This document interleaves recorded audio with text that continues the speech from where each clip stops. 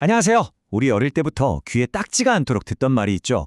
시작한 일은 끝을 봐야 한다. 그런데 말이에요. 그 끈기가 혹시 오히려 우리의 발목을 잡고 있다면 어떨까요? 오늘은 성공을 위해 때로는 과감히 멈춰야 한다는 아주 흥미로운 관점에 대해 이야기해 보겠습니다. 바로 이 질문이에요. 우리가 정말 좋은 거라고 미덕이라고 여겼던 그 완수하는 습관이 어쩌면 더 큰 기회를 막고 있는 걸림돌일 수 있다. 이런 생각 혹시 해보셨어요? 꽤 도발적이죠? 그래서 오늘 우리가 함께 파헤쳐볼 비밀이 바로 이겁니다. 성공을 위한 70% 법칙. 아니, 일을 끝내지 말라니 이게 무슨 소리일까요? 언제 멈춰야 하는지를 아는 게 어떻게 우리를 더 높은 곳으로 이끌어주는지 지금부터 한번 제대로 알아보겠습니다. 네, 맞습니다. 바로 이 숫자 70%. 이 철학에 따르면요. 어떤 프로젝트든 딱 70% 지점에 도달했을 때 그 일이 사실상 완료된 거라고 보는 거예요. 100%가 아니고요. 정말 놀랍죠? 이걸 3대 7의 법칙이라고도 부르는데요. 핵심은 이겁니다.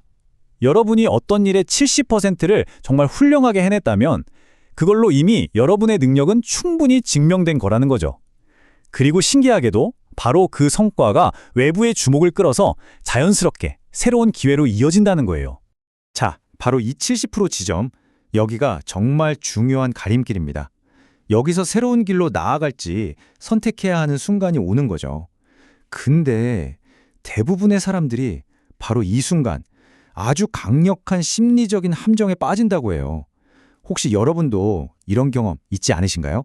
네, 70% 법칙이 해결하려는 핵심 문제가 바로 이겁니다. 집착이라는 이름의 어떻게 보면 자기 파괴적인 행동이죠. 여기서 말하는 집착은요, 일에 대한 열정, 그거랑은 완전 달라요. 이건 뭐랄까, 마라톤 완주를 코앞에 두고 결승 테이프를 꼭 내가 끊어야 한다는 그 욕심에 무리하다가 넘어지는 거랑 똑같은 거예요. 마지막 공을 온전히 내 곳으로 만들려는 그런 소유욕에 가깝습니다. 그 결과는 정말 치명적입니다. 70%에서 떠나야 할 때 인정받고 싶은 욕심에 머무는 순간 바로 눈앞에 나타난 새로운 기회의 문을 그냥 닫아버리는 셈이거든요. 그러다 보면 무리수를 두게 되고 실수를 연발하고 결국엔 힘들게 쌓아온 명성마저 잃고 그 자리에서 밀려나게 되는 거죠.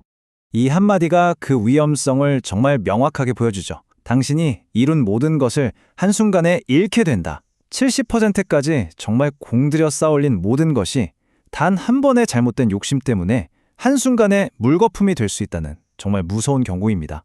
자, 그럼 이제 그 어두운 시나리오에서 벗어나서 정반대의 길, 그러니까 더 큰 성공으로 이끄는 현명한 선택은 과연 무엇일지 한번 살펴보겠습니다.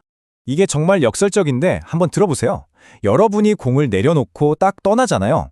그럼 그 자리를 이어받은 사람은 나머지 30%를 완성하는데 애를 먹게 됩니다. 왜냐? 핵심 기반을 닦은 건 바로 여러분이니까요. 결국 그들은 어떻게 할까요? 여러분에게 조언을 구하러 오게 되죠. 그리고 여러분은 기꺼이 도와줍니다. 이 과정을 통해 프로젝트가 멋지게 성공하면 진짜 실력자를 알아보는 더 큰 사람들은 결국 누구를 찾아올까요? 바로 당신을 찾아오게 된다는 겁니다. 결국 핵심은 이거예요. 눈앞에 있는 그 트로피를 과감히 포기하는 행동, 그게 역설적으로 당신의 진정한 가치를 모두에게 증명하고 당신을 훨씬 더 중요한 역할로 이끄는 가장 강력한 발판이 된다는 거죠. 하지만 여기서 진짜 중요한 점을 하나 짚고 넘어가야 합니다. 혹시 내가 지금 집착하는 게 아니라 그냥 단순히 길을 잃은 상태는 아닐까요? 모든 상황에 이 70% 법칙을 막 적용할 수는 없으니까요. 자기 상황을 정확하게 진단하는 게 정말 중요합니다. 자, 빠져 있다는 건요. 말 그대로 지식이 부족해서 허우적대는 상태예요. 이럴 땐 도움이 필요하죠. 반면에 집착은 일이 끝난 걸 알면서도 그 공을 차지하려는 욕심 때문에 머무는 상태입니다. 이럴 땐 과감한 결단이 필요하겠죠. 보시다시피 원인도 해결책도 완전히 다릅니다. 자, 그럼 이제 좀 다른 상황으로 가볼까요? 예를 들어 직장 상사와의 관계나 갑을 관계처럼 힘의 균형이 좀 맞지 않는 상황에서 써먹을 수 있는 아주 흥미로운 전략이 하나 더 있습니다. 내가 상대보다 명백히 약한 위치에 있을 때 정면으로 부딪히는 건 뭐 다들 아시겠지만 계란으로 바위치기죠. 이럴 땐 싸움의 판 자체를 새로 짜야 합니다. 그 전략의 핵심이 뭔지 아세요? 놀랍게도 이 한마디에 다 담겨 있습니다. 입을 닫아라. 정말 단순하죠? 하지만 이게 엄청나게 강력한 무기가 될 수 있습니다. 이건 진짜 놀라운 심리 전술인데요. 첫째, 일단 나의 약한 위치를 그냥 인정하세요. 그리고 둘째, 정해진 기간 동안, 예를 들어 100일 동안 입을 싹 닫고 묵묵히 내 일만 하는 겁니다. 불평은 절대 금물이에요. 이 과정에서 여러분의 내면에는 단단한 힘, 바로 내공이 쌓이게 됩니다.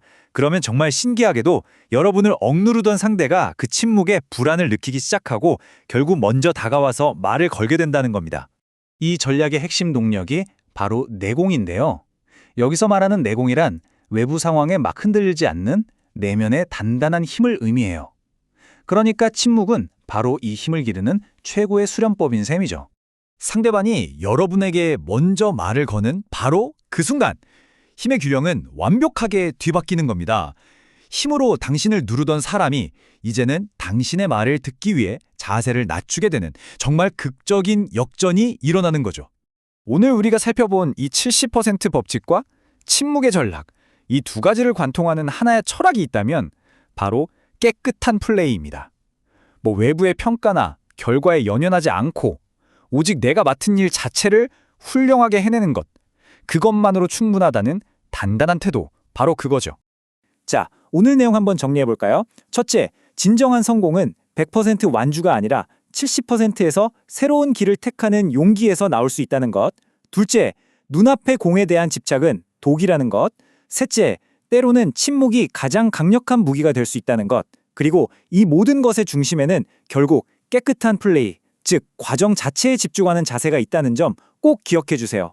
마지막으로 이 질문을 여러분께 한번 던져보고 싶습니다. 지금 여러분의 삶에서 70% 지점에 도달한 프로젝트는 과연 무엇인가요? 그리고 만약 그것을 과감히 내려놓고 새로운 문을 연다면 어떤 놀라운 변화가 여러분을 기다리고 있을까요? 어쩌면 그 용기 있는 선택이 여러분 인생의 다음 챕터를 열어줄지도 모릅니다.